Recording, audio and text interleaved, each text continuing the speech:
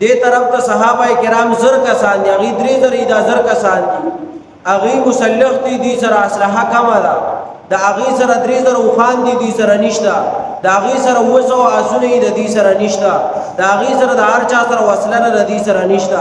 اخوا درې زر دي خو زر کسان دي. په دې کې بیا عبد الله ابن ابي ابن سلول لګیاره چې د زر کسان هم کم دي. واقعا د احد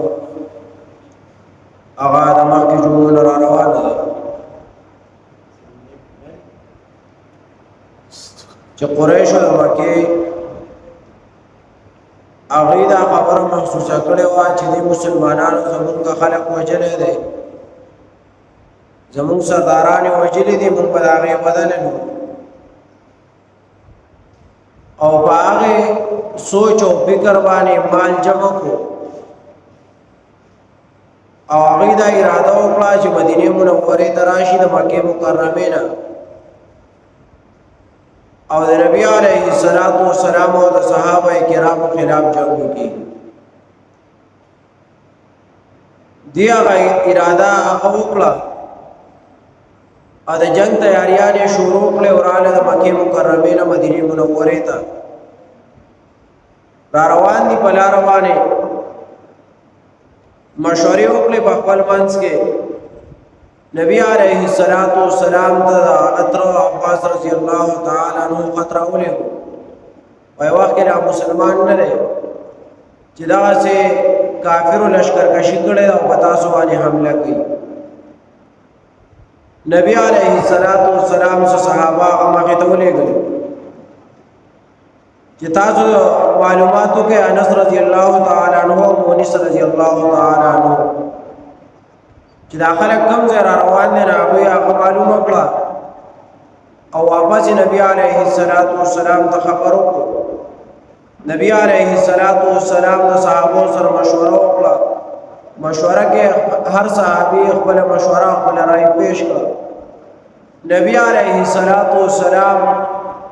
دغه وخت غشپدا دغه شپه باندې نبی علیه الصلاۃ والسلام خوب ولیدو. نبی علیہ الصلوۃ والسلام سار خپل خوب بیان کو صحابہ کرامو ته. باغی کې بیا عبد الله ابن ابی ابن سلول خپل رائے پیش کړه او داغه د رائے خلاف نبی علیہ الصلوۃ والسلام اعلان وکړ او لاړه د جنگ لپاره روان شو د مدینه منوره نه وته. پدای کې د سیدنا حمزه رضی الله تعالی عنہ قسم کول ادا سیدنا نعمان ابن مالک الانصاری رضی الله تعالی عنہ قسم چاغویم قسمونه کړو چې موږ په مکه مکرمه کې مدینه منوره کې د جنگ نه کوو او موږ په مدینه نه وار د جهاد د پاره وځو. هغه کې چې بیا نبی علیه الصلاۃ والسلام هغه مقام د شیخین کې وکتل نو هغه کې صحابه کرام داسې چې واړو ماشومان نو نبی علیہ الصلوۃ والسلام هغه واپس کړو.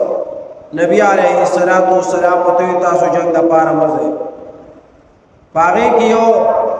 سمورا ابن جندب رضی الله تعالی عنہ ده چې سمورا ابن جندب رضی الله تعالی عنہ وي چې زما جنگ د پاره زما او jihad د پاره مزه پاره کې پورا خبره چې نه هغه مخکې ذکر شوی و چې نبی علیہ الصلوۃ والسلام ته وي چې زو jihad د پاره زما. نبی علیہ الصلوۃ والسلام هغه واپس کو. هغه کې چې کوم مکالمه راغلی و چې هغه د رافع رضی الله تعالی عنہ سره هغه پرزول کړي و هغه پرزول او هغه کې چې دا هغه سمورا ابن جندب رضی الله تعالی عنہ هغه غټلو. دې پورې پتیر جمعه باندې خبر را رسیدلې و. دې چې کله دا جنگ د پاره واته او روان شو مدینه منوره نه زید احد مقام ته بلار باندې روان دي. نو د عبد الله ابن ابی ابن سلول جو دا منافق او رئیس المنافقین او د منافقانو سردار د بلار کله د یو سره وق برابرې کله د بل سره خبره کوي د یو بل سره مشغولېږي د کسانو ته خبرې کوي چې دا خو زمونږ عجیبه خلک ته مړه دې ته وګوره د چا خبره نه مانی او جهاد روان دي او وی چې موږ جهاد کو او موږ چې کوم رائے پیش لګور هغه رائے خلاف یو هغه رائے ونه منله او دا څنګه خلق دی چې د نور وړو وړو خلکو رائےګانې مني د ماشومان رائے مني او زما شرما زما رائے ونه منله اوندا کده جهاد مقام دی او دوی روان دي په لار روان دي او دا عبد الله ابن ابي ابن سلول د خپل میشن چلی روان دي دا زر کسان تنی دي صحابه کرام د جنگ لپاره او باغی کې دی لګیا دی دا پروپاګاندا خوري چې مړه زمونږ دا راي په کې راغلاړو د چا تفکاری نه او دا خبرې کوي دا د ډیرو کسانو سره دا وکسارنه وکړه او هر یو ته خپل راي پیش کړه او ملګری ځان سره جوړ کړ په زرو کسانو چې دې د جهاد نه پاتې شو چې څه پاتې کوم نو سو بڑا مات شي نو په خپل واپس شي دا آی غاړه نه 3000 کسان هغه جنگجو کسان دي چې هغه جنگونه کوي او خپوج دی د جنگ لپاره اغیر روان دي دې طرف ته صحابه کرام زر کسان دي هغه 3000 دا زر کسان دي هغه مسلح دي سره اسلحه کم ده د هغه سره 3000 وخان دي سره نشته د هغه سره وسو اسونه دي سره نشته د هغه سره د هر چا سره وسله نه دي سره نشته اخوا 3000 دي قاصر کسان دي پدې کې بیا عبد الله ابن ابي ابن سلول لګیاره چې د غزر کسان هم کم دي دا منافق کا ورا منافقت غالبا هر چا کې ده صرف دور پکار چې یو سړی قرآن رواني او هغه قرآن ته وګوري او هغه قرآن دنه سټډي کې مطالعه کې په خپل پینه پويږي راشي بل چاته د قرآن کې دي چې دا قرآن ماته په ترجمه باندې وخایا چې زما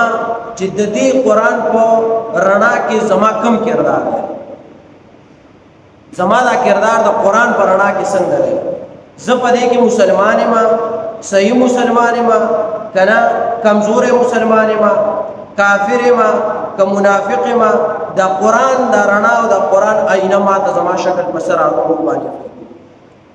نو تا ته بیا پته ولګي چې قرآن سوی او په ما کې سي نو تا ته بیا پته لګي چې زوس مسلمان یم او منافق یم څه مسلمان یم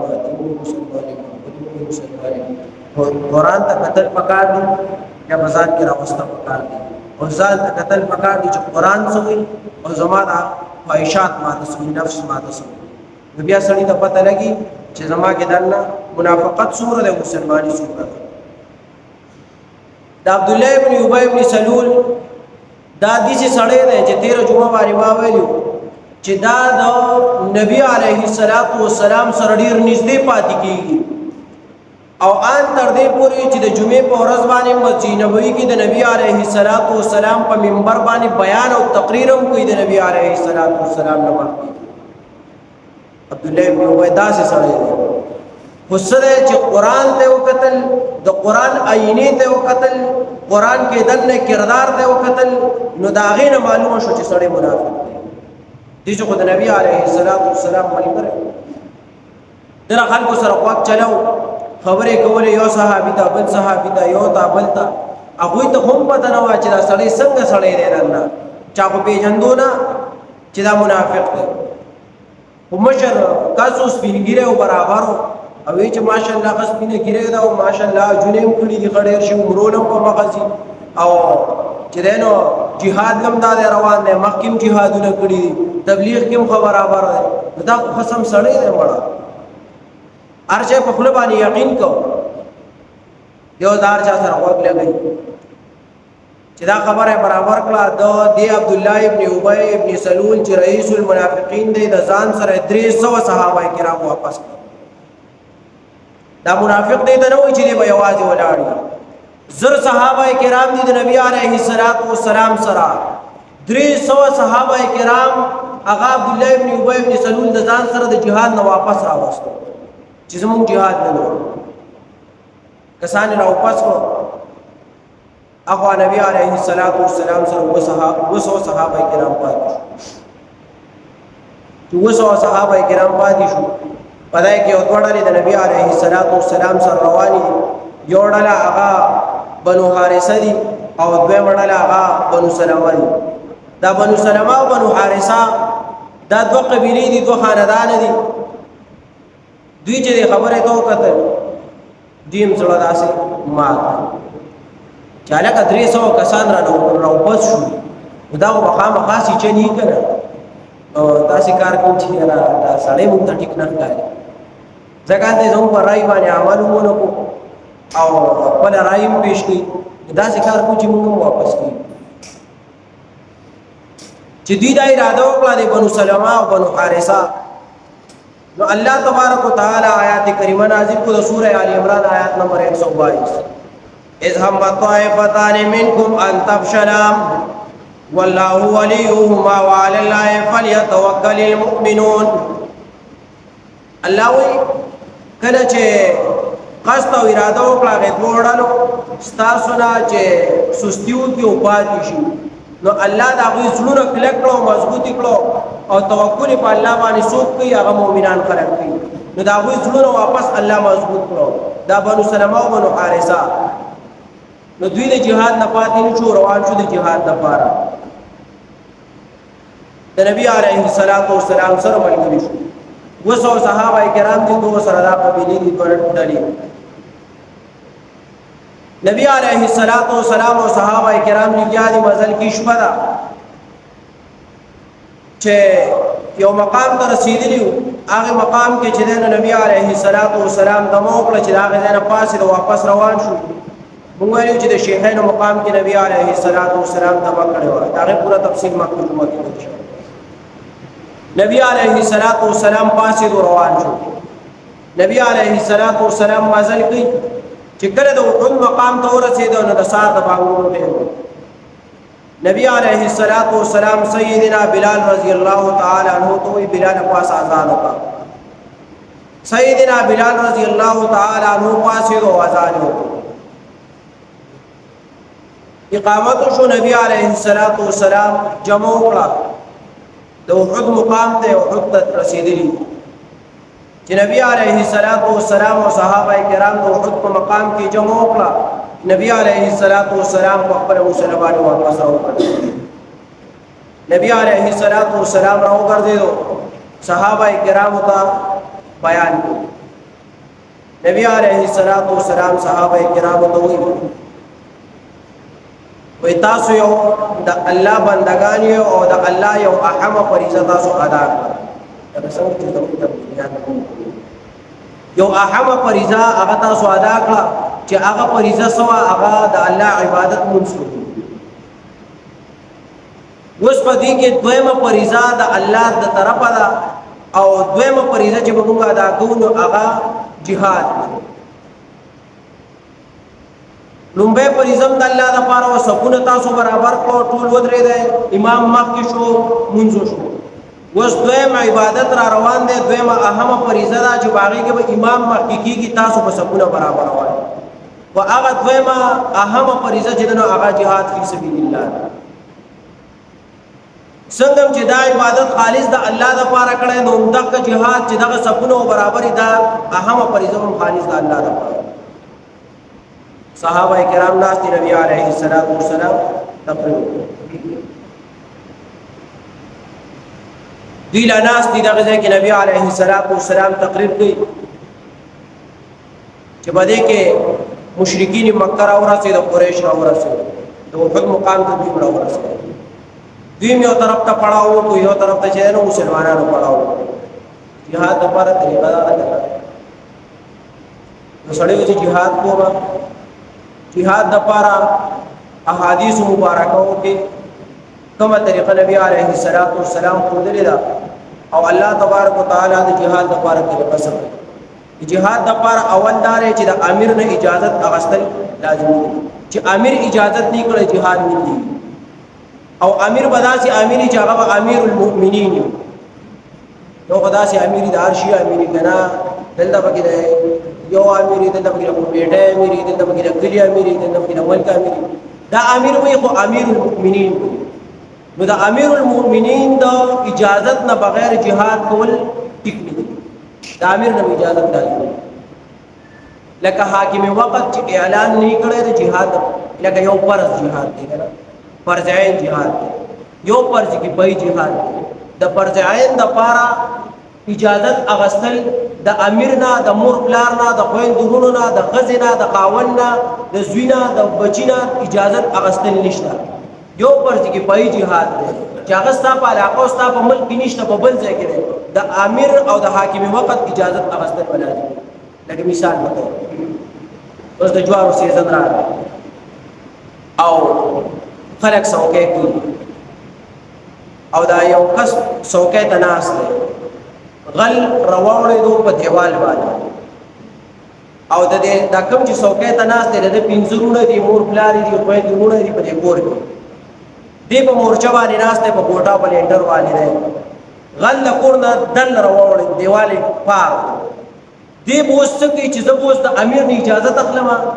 پلار و اجازت کینو الله غنا نه رستو بغل باندې گزار پدې کې اوس د پلار نه د مور نه د رونو اجازت اغستل نشته تو بغل باندې گزار کړ او ګوره شریعت طریقه دا زمونږه د دې عدالتونو د پچرو طریقه دا چې ستاده بونډره او د دیوال له سړې دروړې ته اوله ته مړکا وینه حضر د باندې شریعت هم د اجازت کی حکومت هم د اجازت کی پاسنی سړې بار په لار روان دي ته چې دا رشمي دولس بجې یو بجې د عمره سچن کی مدي لار کې ته گزار د جهاد د لپاره طریقه چې د امیر نبی اجازه لازمي چې کله پړي نبی عليه الصلاه والسلام سبونه برابر ول دای سره هغه را رسیدلی قریش د مکه هغه 3000 کسان دي جنگجو په وجه د جنگ په اراده راغلي مسلح دي 3000 وسره او خان دي وسو وسره اسونه او پنځل لسخه صرف د دې د پار راوستي چې موږ ته اشعار دې اشعار د پار راوستي زمونږه بړای بیانې په موږ کې جذبه سیوا دي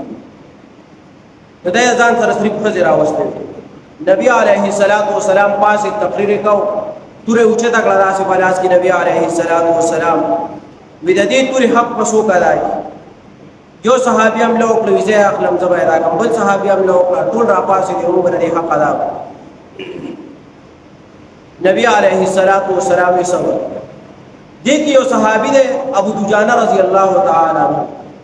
دغه ابو دجانه رضی الله تعالی عنہ پاسې وی الله رسول د دې حق سره لري ټول نو به د حق بیان کروستو هم فیصله کو چې کولې شو کني شو نبی علیہ الصلوۃ والسلام ته د دې ټول حق دار چې دا دین څوک دشمن دی او د دین خلاف دی د الله او د رسول خلاف دی او کافر دی د کافر نه په سر جدا کول دي دا غوینه کوي ولې او د مسلمان حفاظت په دې تور باندې کول ابو دجانه رضی الله تعالی عنہ پاسو کې د حق دار توره ابو دجانه رضی الله تعالی عنہ ته حواله کړه او هغه ته ویته د حقدار چې ته بل حق ادا کړي نو بعض روایتو کې دا سي راځي چې دا نبی عليه الصلاه والسلام ته د وحي په ذریعہ باندې ویل شو چې دا توره ابو دجانه نه ورکړه او بعض وی چې نه نبی عليه الصلاه والسلام په باندې اعتماد نو والله ولم غاړه کې چې نبی عليه الصلاه والسلام ته د وحي په ذریعہ ویل شو او نبی عليه الصلاه والسلام هغه توره ورکړه درجه کې بدر واقعا شروع ده امام کې جمعه کې ویل شو تمهید ویل شو دي زموري د جنگ ته د جنگ یومت ته تمهید کې ویل شو پر روانه جمعه کې وا دا جنگ یومت چې شروع کیږي دا هغه مین کردار چې دی چې هغه طرف سوق را پاسې دی دې طرف سوق را پاسې دی او په یو بل گزار کړي دا سوق کې چې دی نو وچلې دا سوق کې نه دی وچلې جنگ چا کټلې چا را روان